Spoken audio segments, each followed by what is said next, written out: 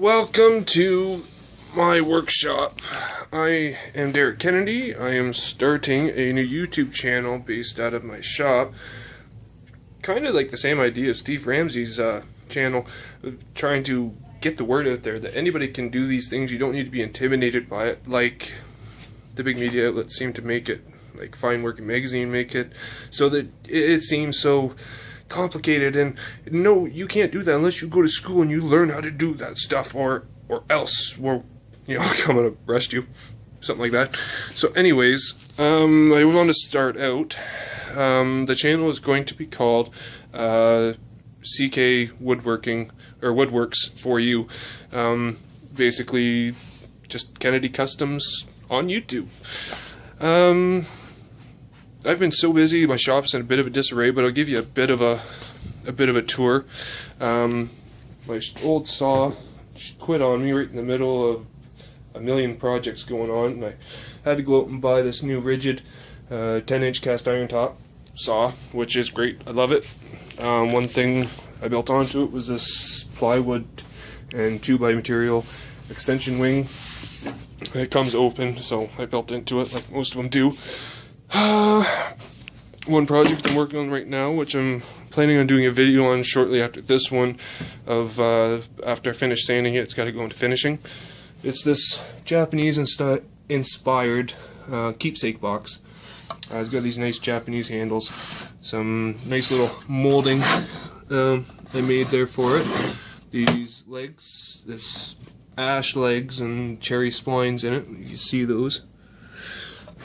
Again, some ash Japanese inspired handles. Here, so you can see it. All in all, it turned out really nice, especially since I was kind of rushed. Cherry handle. I'm not sure what this wood is on top. I think it's a mahogany, an African mahogany, but it came out of a pallet, and I really liked the grain structure in it, and it goes really well with the cherry. So, it turned out, all in all, quite nice, and I'm going to be finishing it later today, hopefully, if I get time, so we'll see more about that then. Onto that, something I've been inspired by YouTube huge to do this. There's half of the stuff in my shop, the idea came from YouTube, like this dust collection cyclone here. Still needs a little work. I haven't had time to go and get the proper fittings, so right now it's kind of rigged together with some tape, painter's tape at that, but it works. I got sick and tired of cleaning out that shop back there because the fine dust and everything, it would all, clog the filter. Anyone that has a shop knows this, and it's a big pain to have to clean it out, and dust flies everywhere when you do it. And it's winter time right now, and I really don't want to go outside and do it. It's cold out there. As you can see, it's snowing right now. It's cold. That's my lawn tractor covered up out there. Something else around the shop. There's my board I just made, my dry erase board. I've got the hanger system up there that I haven't quite finished off. The few clamps that I do have, I really need to go get more, but so far these few have done okay. You can never have too many clamps, and I just haven't had the money to go and spend the money. Especially I want some parallel clamps, but they're so expensive, and I know that they're worth the money, but I have 2 kids and a wife, and rent to pay and all that, and it's expensive. That's the most important thing in my shop. That radio right there saves my life. I'd go crazy without it. Got my special fork here. Actually, I had to eat dinner down here the other day because I was busy. Getting ready for a showcase last night, actually. And I kind of had to grab things around the shop because most of the stuff I build gets taken to the customer. So I had very few things that were finished. And half the stuff wasn't finished because it's for me and I haven't had time to get to it. So it wasn't a big deal if it was. I wasn't going to have a customer yelling at me. Then I got this rigid R4331 13-inch thickness planer, which is also currently down and out. Coincidentally, that planer and my old table saw quit on the same day. I don't know what's wrong with the planer. It just won't turn on all of a sudden. It worked fine, shut it off, turn it back on, won't turn on. It has this little safety breaker here, because in case the motor goes to overheat, then this trips, so you don't blow your motor up. And I think it's actually blown, not the motor, but the breaker. So it's got to go to the repair shop. It's all under warranty, so that's okay. This is getting some little casters glued on it right now.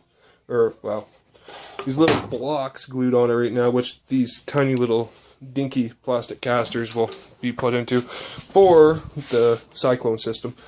Because otherwise it kind of tips around. And I already had that little stand made for a bucket to set underneath my old table saw and collect the dust.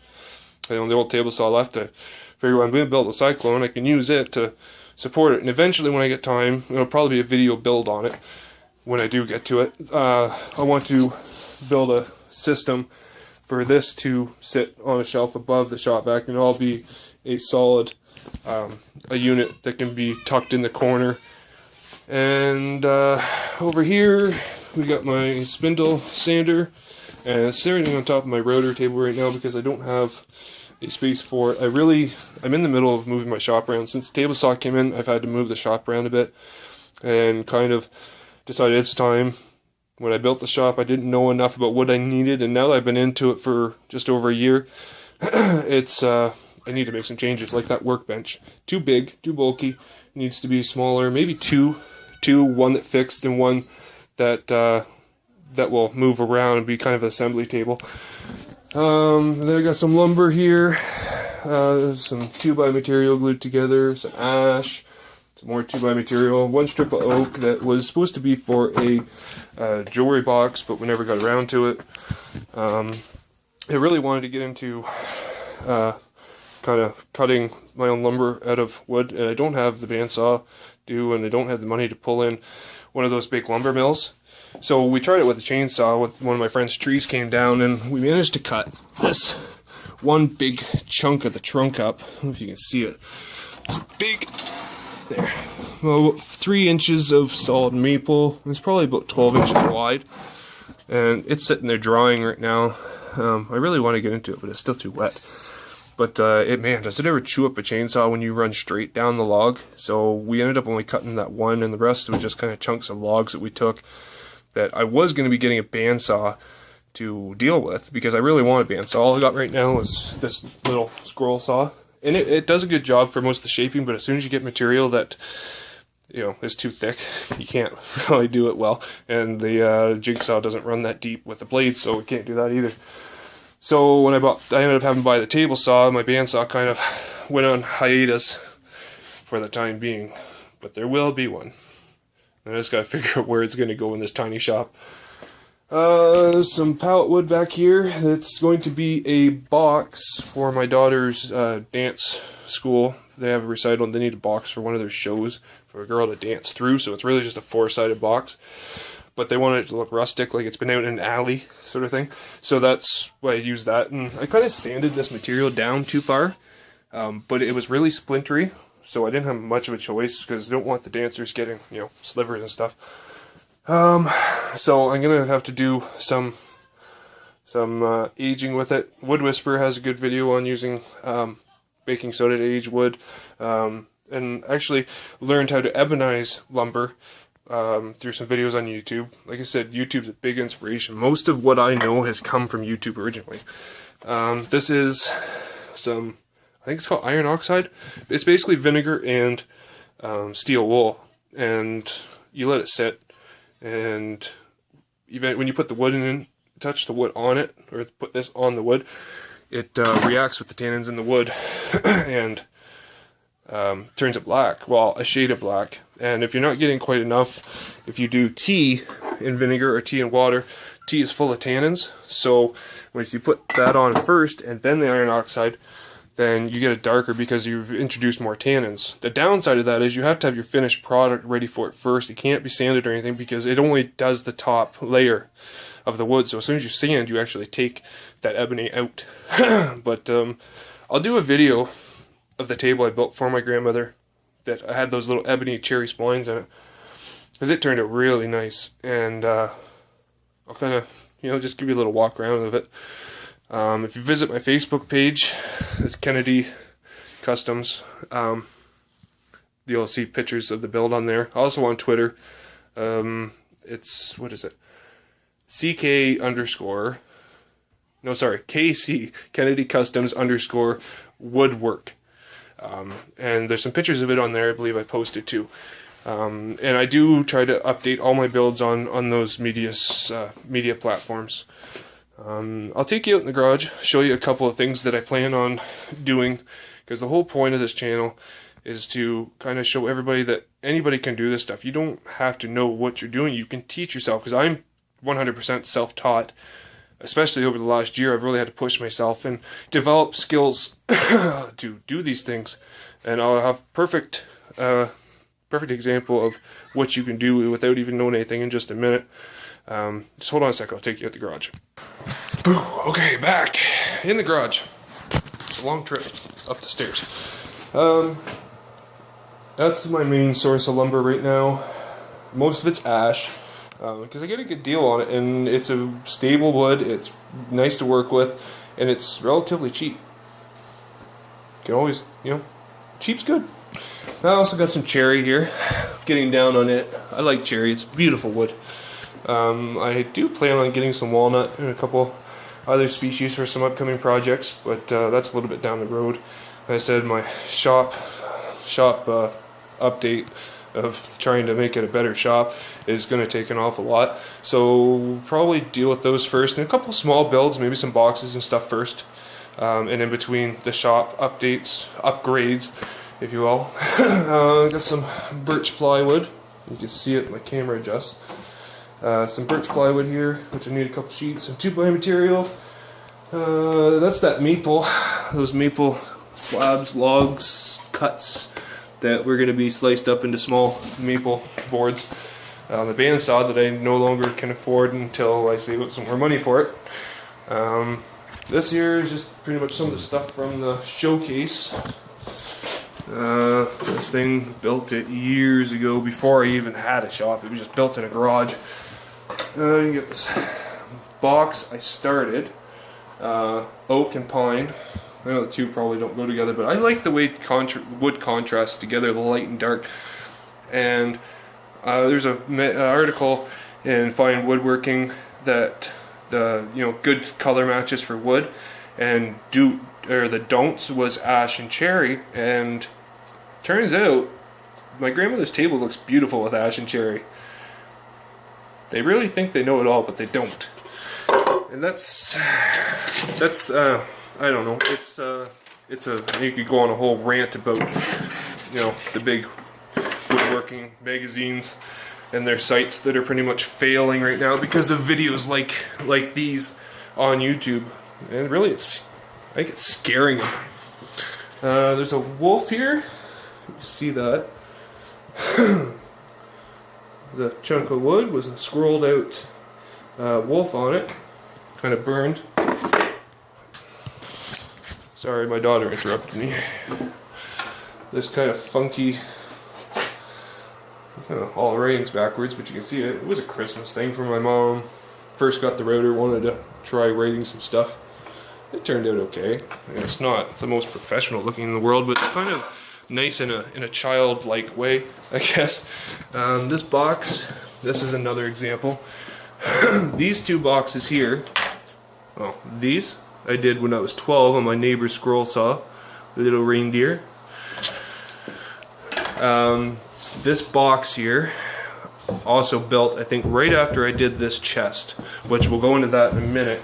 But this box is all pine, except for the bottom. There's a little piece of ash, a few pieces of ash, and then some ash splines here along the edge. And you can see the edges are kind of shaped to a 45, which the bottom is cracked now because my daughter dropped it off a high dresser. Must have hit the wrong way. And then some there's some pine ash, and so they get progressively smaller as they go down until they get this big piece here. And I did this within the first 4 months of having a shop, after kind of practicing, cuts and how to use and how to do things properly, or how to make things fit, and how to tune up the table saw, which was really, I wish I'd never bought it. It gave me more headaches than I'm glad it died. So yeah, I mean, it turned out quite well, and it's not, $1 million box, but my daughter loves it, and I built it for her, and I thought it was a good project to start trying to learn on. And it really was, because I learned a lot just from doing this small little box. And if you start trying to do these things yourself, you'll kind of notice how much value comes even doing small little things like trying to do a perfect 45-degree miter joint. You'll never get a perfect 45-degree miter joint, but you can get close. And test cuts and practice and make sure your table saw or whatever you're using is tuned up properly. Or you can just do it by hand, by eye, by making sure you mark out your guidelines with a pencil and a straight edge ruler and just taking your time with it and staying, where you need to stay. Now onto this chest. This was literally the first thing I built. It was a huge woodworking project for me, and it was based off of Norm Abram from New Yankee Workshop. He did an episode with building a pine blanket chest, and I watched it. I said, I could do that. It popped in my head. I want to build that. I'm going to build that. I can do that. And I had no idea. I've done construction, but this is totally different. So I had this lid live edge. I kept the shape and contour of a board I had, and it's glued up with 4 other pieces.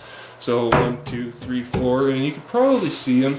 I didn't know enough about lining up grain either then, and you can tell that in the lid. I actually almost sold this last night. Guy wanted it, and his wife didn't want to pay the money for it, so it never got sold. So it's going back into my bedroom because we like it. All these raised panels were all cut on my table saw, and as you can see, they're recessed on the front. And they're done very simple with rabbet joints and inserting them into these dados here. If you can see it, these dados right here where all the joints get put together. It's basically tongue and groove construction, and they all get slid in together, glued and clamped. And I think this whole chest, other than the piano hinge there, is done with glue, and it's not falling apart. So these are kind of things we're going to look at. Also, we have this wine rack here. Put the bottleneck in the hole and let it hang. Bunch of small projects, just things that everyday people can do. You don't have to have fancy machinery to do it. So keep an eye out, because we will be starting a build as soon as I get some of the details worked out. And I know this is a very long video. I might try to split it into 2 and warn everybody.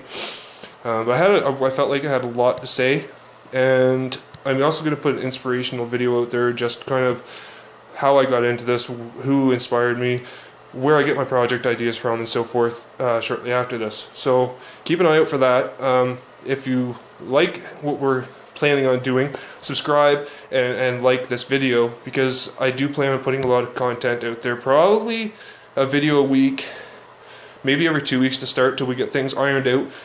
And then probably a video a week after that, and we'll see what we can do, because maybe I want to reach as many people as I can and get the word out there you can do these things. So from me to you, wood is for you. See ya.